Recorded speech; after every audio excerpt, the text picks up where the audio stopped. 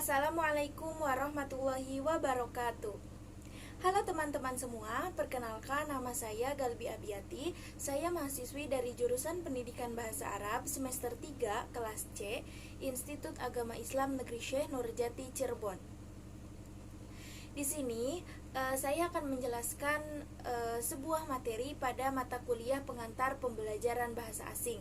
Materinya itu mengenai nazariyah wahdah dan nazariyah furu dalam pembelajaran bahasa Arab, di mana nanti akan dibahas mengenai pengertian, persamaan serta perbedaan, landasan, dan juga implementasi, dan yang terakhir adalah lembaga yang menggabungkan antara nazariyah wahdah dan nazariyah furu.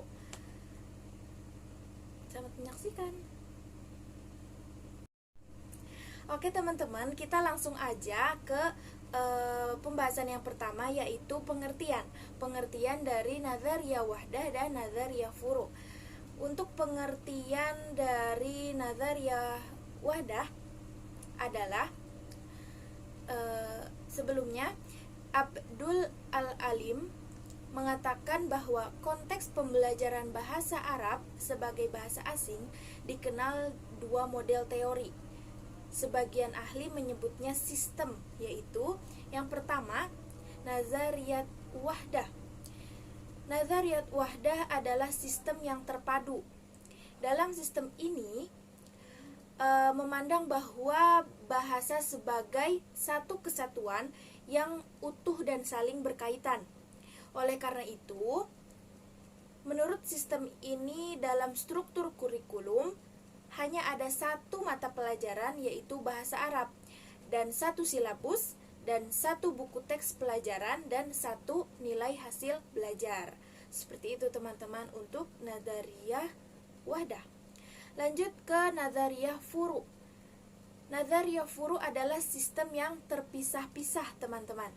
Dalam sistem terpisah-pisah ini, pembelajaran bahasa Arab dilakukan dengan cara membagi bahasa kepada beberapa cabang pelajaran seperti nahwu, shorof, mutolaah, insya, istiqma, muhandasah, imlahat, dan sebagainya.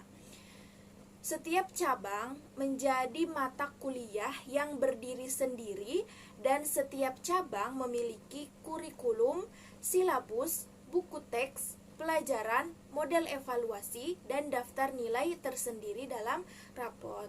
Seperti itu teman-teman. Itu untuk pengertian dari nazariyah wahdah dan nazariyah furu. Lanjut kita ke pembahasan yang kedua, yaitu mengenai persamaan dan perbedaan antara nazariyah furu dan nazariyah wahdah. Persamaan dan perbedaannya apa aja ya teman-teman?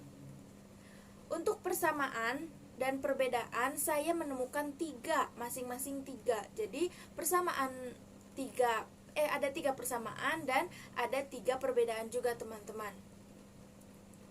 Untuk kita ke pembahasan yang persamaan dulu teman-teman. Persamaan yang pertama itu memiliki karakteristik pembelajaran berbasis topik atau teks bacaan. Untuk persamaan yang kedua memiliki karakteristik pembelajaran situasi atau teks percakapan. Dan persamaan yang ketiga itu sama-sama berfokus kepada pembelajaran bahasa Arab. Seperti itu teman-teman. Itu untuk persamaan. Kita lanjut kepada perbedaan. Perbedaan yang pertama itu nazariyah wahdah sistem terpadu, sedangkan nazariyah furu itu adalah sistem yang terpisah. Perbedaan yang kedua, bahasa menurut nazariyah wahdah adalah satu kesatuan yang saling berkaitan. Sedangkan menurut nazariyah furu, bahasa dibagi ke dalam beberapa cabang pelajaran. Dan perbedaan yang ketiga, itu nazariyah wahdah menampakkan pelajaran bahasa Arab secara sederhana dan praktis, sehingga bahasa Arab tidak terkesan sulit karena sistemnya yang terpadu. Sedangkan nazariyah furu dapat menyebabkan ketidakseimbangan antar unsur berbagai bahasa, dikarenakan nazariyah furu itu sistemnya yang terpisah-pisah. Kurang lebihnya seperti itu teman-teman. Oke teman-teman, kita sudah masuk ke pembahasan yang ketiga, yaitu mengenai implikasi nazariyah wahdah dan nazariyah furu dalam pembelajaran bahasa Arab. Pembelajaran dengan menggunakan nazariyah wahdah dan nazariyah furu dalam pembelajaran bahasa Arab, materi diajarkan secara terpadu yang mencakup berbagai aspek yang saling berkaitan sehingga tercermin bahwa bahasa sebenarnya merupakan suatu sistem yang dapat dikuasai hanya melalui pembinaan terhadap satu tema.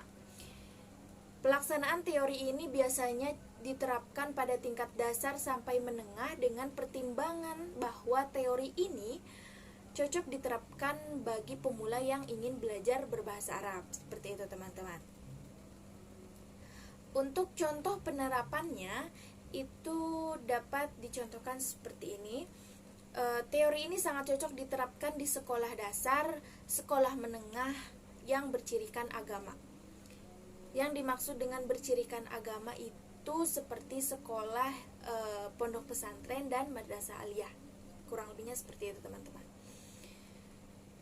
Tetapi tidak menutup kemungkinan juga bahwa di tingkat mahasiswa diterapkan sistem ini teman-teman, terutama mahasiswa atau mahasiswi yang berkuliah di Universitas Islam atau Institut Agama Islam, dengan pertimbangan bahwa mahasiswa yang berkuliah di universitas berbasis Islam itu tidak semua berlatar belakang dari pondok pesantren atau madrasah aliyah yang sudah mempelajari bahasa Arab sebelumnya, tetapi ada juga yang sama sekali belum belajar bahasa Arab dan baru belajar saat memasuki dunia perkuliahan, begitu teman-teman.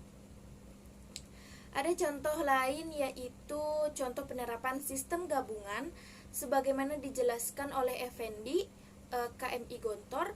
Sistem terpadu dalam pengajaran bahasa Arab selama 1 tahun diterapkan di siswa tahun pertama dengan mencantumkan jadwal mata pelajaran bahasa Arab yang didatangi seorang guru di kelas.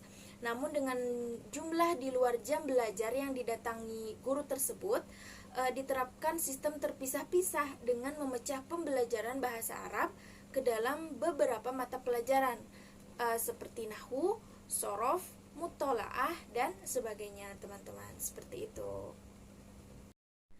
Oke, kita sudah sampai ke pembahasan yang keempat, yaitu mengenai landasan nazariyah wahdah dan nazariyah furu' dalam pembelajaran bahasa Arab. Ada 3 landasan. Yang pertama, landasan psikologis, landasan pedagogis, dan landasan linguistik. Yang pertama, landasan psikologis, yaitu mengulang pelajaran dalam suatu tema ke dalam berbagai segi, dengan demikian pemahaman akan bertambah dengan baik. Itu landasan dari psikologi. Landasan dari pedagogis yaitu mempelajari aspek-aspek kecakapan bahasa dan menjamin pertumbuhan kebahasaan secara seimbang. Itu adalah landasan dari pedagogis. Dan landasan dari linguistik itu penggunaan bahasa yang memadukan berbagai unsur dan keterampilan berbahasa secara utuh. Seperti itu teman-teman. Oke, itu untuk pembahasan mengenai landasan nazariyah wahdah dan nazariyah furu' dalam pembelajaran bahasa Arab. Kita sudah kepada pembahasan yang terakhir, yaitu penggabungan 2 nazariyah di lembaga.